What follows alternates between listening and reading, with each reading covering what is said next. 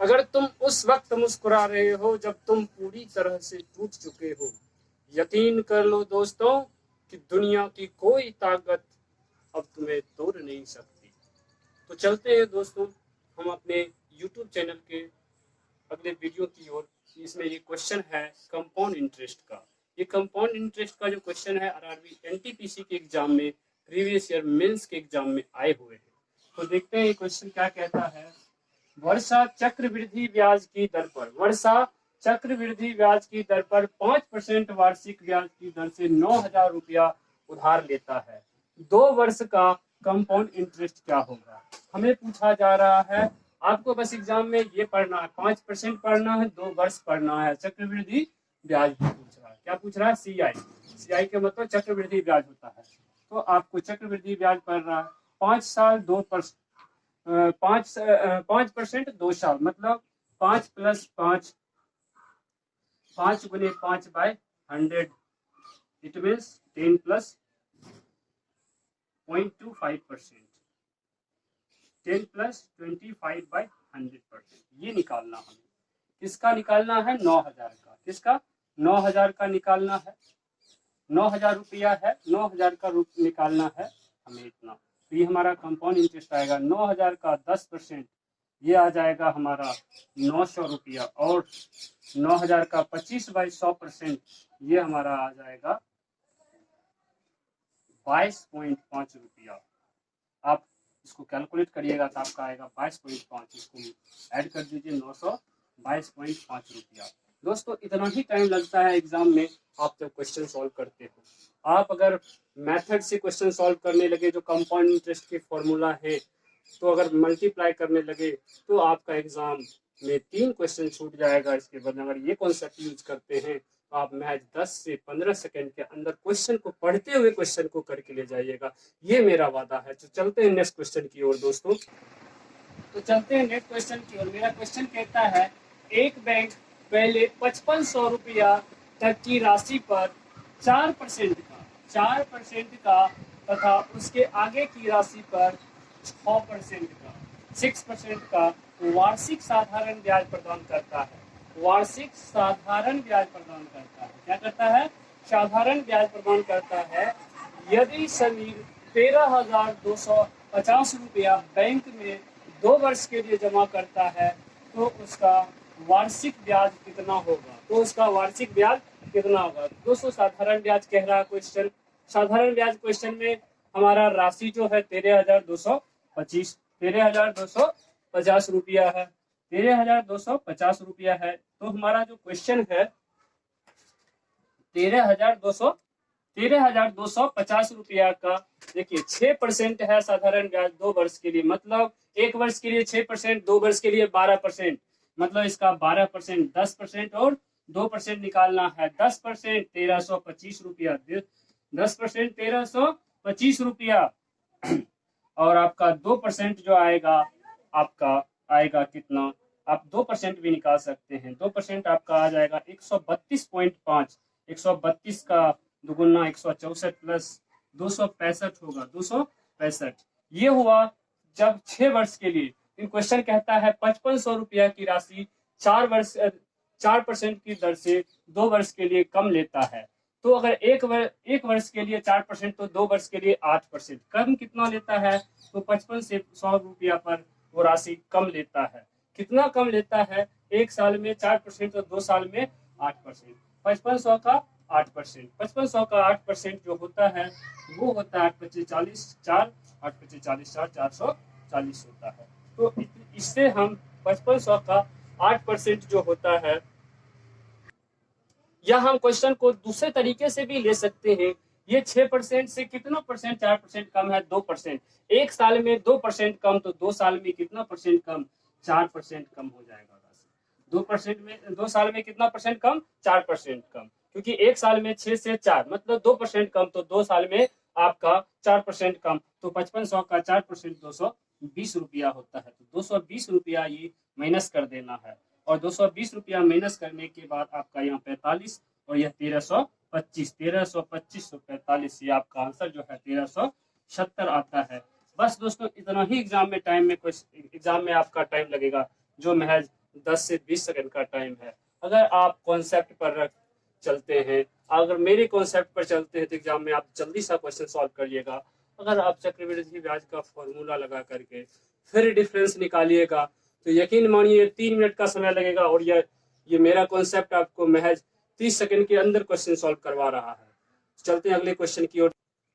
तो चलते हैं अगले क्वेश्चन की ओर। अगला क्वेश्चन कहता है ए एक निश्चित ब्याज की दर पर, निश्चित ब्याज की दर पर 3 वर्ष के लिए 10,000 रुपया की राशि निवेश कर, 10,000 रुपया 3 वर्ष के लिए लगाता है, 10,000 रुपया 3 वर्ष के लिए लगाता है। दूसरे वर्ष के अंत में 11,664 रुपया की राशि उसे प्राप्त होती है। ब्याज की वार्षिक दर ज्ञात कीजिए। ये इतना मिलता है, ये हमारा मिश्र धन दिया हुआ है, ये हमारा मूलधन है। हमें ब्याज की दर पूछ रहा है, हमें ब्याज की दर पूछा जा रहा है। आप ब्याज की दर को आराम से निकाल सकते हैं। अब मिश्र धन का फॉर्मूला जानते हैं। मिश्र धन हमारा 11,664 है और मूलधन हमारा 10,000 रुपया है। ठीक है, इसमें क्या लगेगा 1 + r/100, 1 + r/100। आर आपका पता नहीं है, आर आपका पता नहीं है तो क्या हो जाएगा 100 + r/100। अब देखिए दोस्तों, यहाँ पर कंफ्यूज कर रहा है क्वेश्चन आपको कंफ्यूज कर रहा है।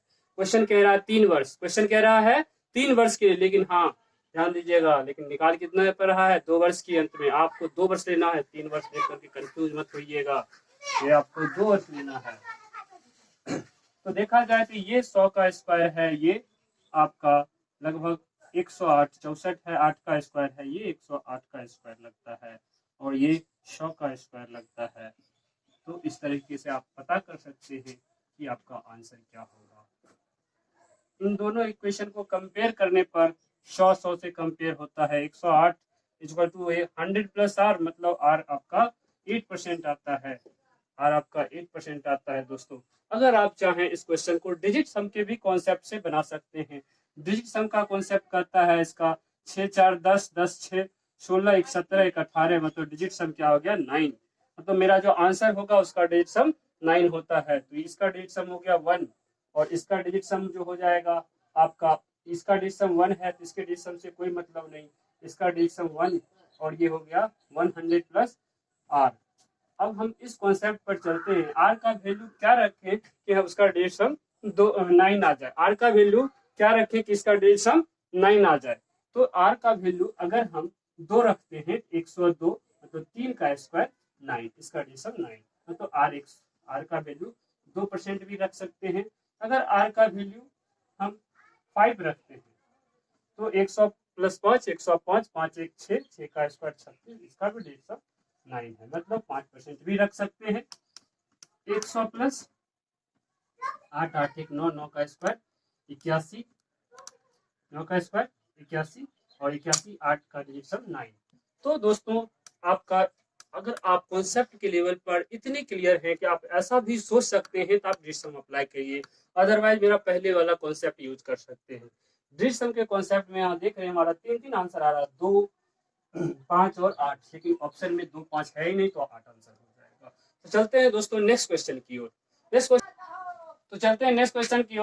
कहता है यदि पी राशि 5% की वार्षिक चक्रवृद्धि ब्याज पर 2 वर्ष के लिए निवेश की जाती है और ब्याज अर्धवार्षिक संयोजित है। हमें यहाँ ध्यान देना, ब्याज अर्धवार्षिक कह रहा है, 2 वर्ष के लिए ब्याज अर्धवार्षिक, 2 वर्ष के लिए मेरा 4 आएगा, 2 वर्ष में 4 बार ब्याज संयोजित होगा, क्योंकि ब्याज अर्धवार्षिक, आधे साल में 1 बार ब्याज लगता है, तो 2 वर्ष में 4 बार ब्याज लगेगा, पावर 4 खड़ा। इससे आगे सोचना नहीं है, एग्जाम में सॉल्व करने मत बैठ जाना, क्वेश्चन बन गया। आगे चलते हैं नेक्स्ट क्वेश्चन की ओर। तो नेक्स्ट क्वेश्चन की ओर चलते हैं दोस्तों। एक राशि साधारण ब्याज की निश्चित दर पर लगाने पर 4 वर्ष में 40% बढ़ जाती है। 4 वर्ष में 40% बढ़ जाती है, मतलब 1 वर्ष में 10%। आगे बढ़ते हैं। उसी दर पर कंपाउंड इंटरेस्ट, मतलब चक्रवृद्धि ब्याज लगाने पर 3 वर्ष बाद 6,000 रुपया की राशि पर कितना ब्याज मिलेगा?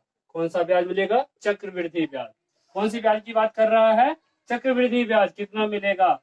चक्रवृद्धि ब्याज का फॉर्मूला 6,000 आपका मूलधन हो गया प्रिंसिपल, आपका रेट 10%, क्योंकि 4 वर्ष में 40% बढ़ता है, तो एक साल में 10% रेट आपका 110/100 पावर 3 वर्ष के लिए। कितने साल के लिए? 3 वर्ष के लिए पावर 3 माइनस 1। तो हम डिजिट सम के कॉन्सेप्ट से अगर क्वेश्चन बनाना चाहें तो इसका डिजिट सम 6, इसका डिजिट सम 1 1 2 2 का क्यूब 8 8 माइनस 1 7। डिजिट सम के कॉन्सेप्ट से ये क्वेश्चन जो है 8 माइनस 1 ये 7 6 7 जा 42, इसका डिजिट सम 6। तो हम ऑप्शन में देखते हैं 6 डिजिट सम किसका है, इसका डिजिट सम 6 नहीं है, इसका डिजिट सम 6 है, इसका डिजिट सम 6 है, फिर इसका भी डिजिट सम 6 है, इसका डिजिट सम 6 नहीं है। तो दोस्तों 2 ऑप्शन मेरे पास ऐसे आते हैं जिनका डिजिट सम 6 है। तो हम कैसे चूज करेंगे कि मेरा राइट आंसर क्या होगा? क्वेश्चन कहता है 6000 रुपया, 6000 रुपया 3 वर्ष के लिए लगा रहे हैं, कभी भी 19,000 रुपया हो ही नहीं सकता चक्रवृद्धि ब्याज, जब भी होगा तो 6000 रुपया से कम होगा। ये हमारा राइट आंसर है, ये wrong answer option number B सही है। तो चलते हैं नेक्स्ट क्वेश्चन की ओर।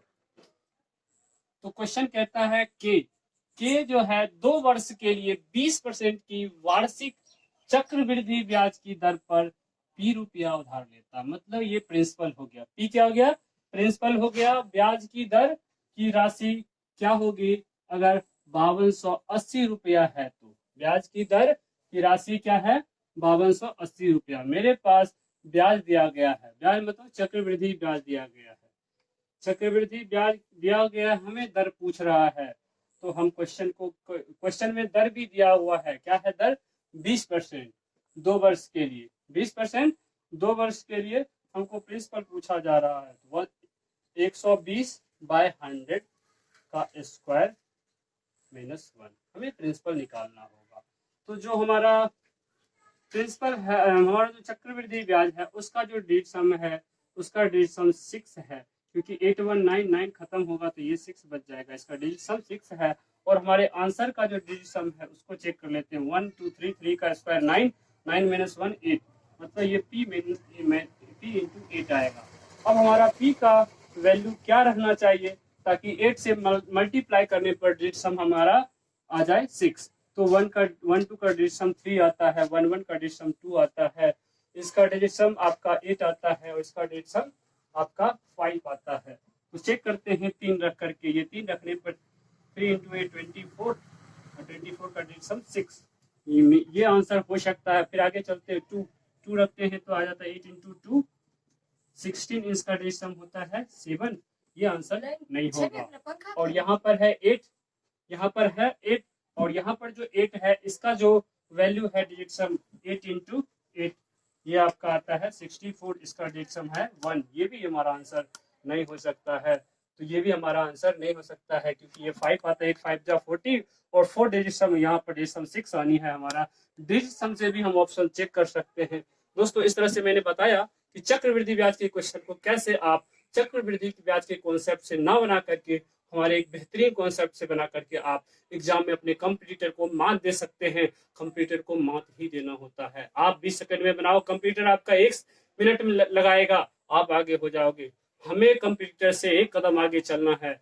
दोस्तों अगर मेरा वीडियो आपको अच्छा लगता है तो अपने ग्रुप में, अपने स्टडी ग्रुप में हमारे वीडियो को ज्यादा से ज्यादा शेयर करें और हमारे चैनल को अभी तक आपने सब्सक्राइब नहीं किया है तो सब्सक्राइब कर लें। जय हिंद दोस्तों। हेलो फ्रेंड्स, जेएमसी क्लास में आपका स्वागत है। हमारा लक्ष्य आपको फ्री में एजुकेशन देना है और आपको अपने लक्ष्य तक पहुंचाना है। हर कॉम्पिटिटिव एग्ज़ाम का टेस्ट सीरीज उपलब्ध